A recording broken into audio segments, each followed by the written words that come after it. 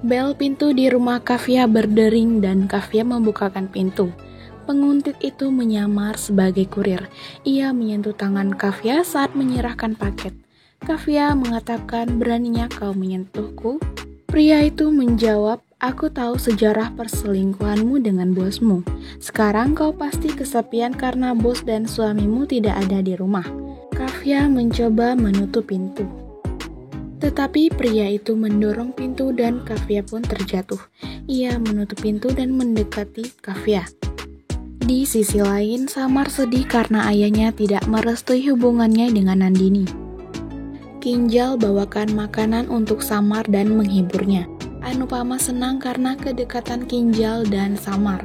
Vanraj berniat memberitahu Kavya kalau dia sudah kembali dari perjalanan.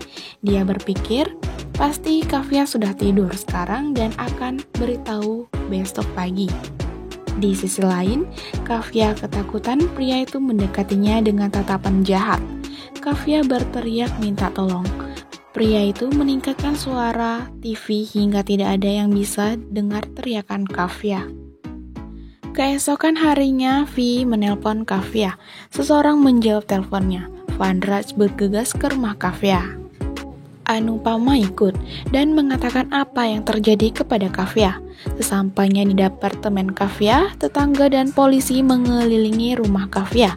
Saat Anupama dan Vanraj masuk rumah Kavya berantakan. Mereka menemukan Kavya duduk dengan baju terbuka dengan kondisi yang parah. Anupama menutupi Kavya dengan selendang dan bertanya apa yang terjadi. Kondisi Kavya sangat syok. Kavya hanya diam. Kinjal meminta Samar menelpon Anupama untuk cari tahu apa yang terjadi pada Kavya.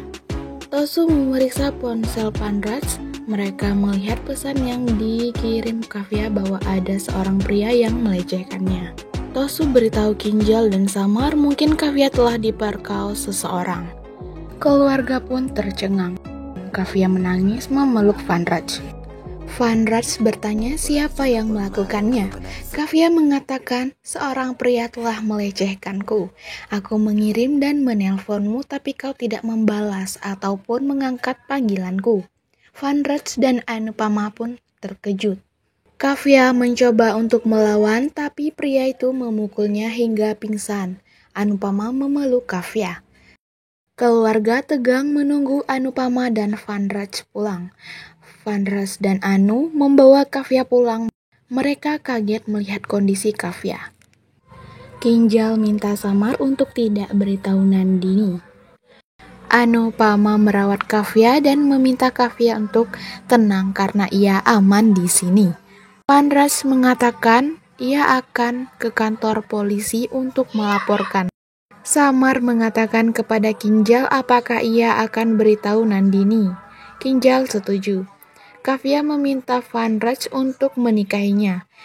Vanraj memeluk Kavya. Lila memikirkan keadaan Kavya tidak bagus. Samar menyetujuinya. Kavya harus pergi setelah kondisinya membaik. Anupama mengatakan ini bukan saatnya memikirkan teman ataupun musuh, tapi ini tentang kemanusiaan. Anupama menjelaskan kepada Lila kalau Kavya membutuhkan dukungan mereka, tapi kita juga harus memikirkan kedamaian rumah. Anupama pun menjawab, ini keputusan Vanraj bukan aku. Aku bisa memahami kondisi Kavya sebagai seorang wanita dan juga sebagai seorang ibu. Vanraj mengatakan aku ingin melindungi Kavya dan tidak bisa menyuruh Kavya pergi. Sebab Kavya memberi rumahnya kepada Anirudh sebagai syarat perceraian. Jadi Kavya akan tinggal di sini untuk sementara. Anupama mengatakan jika ayah dan ibu tidak memiliki masalah maka dia boleh tinggal di rumah itu. Tetapi jika keluargaku dirugikan sedikit, maka aku akan mengusir Kavya, kata Anupama. Vanraj setuju dan pergi.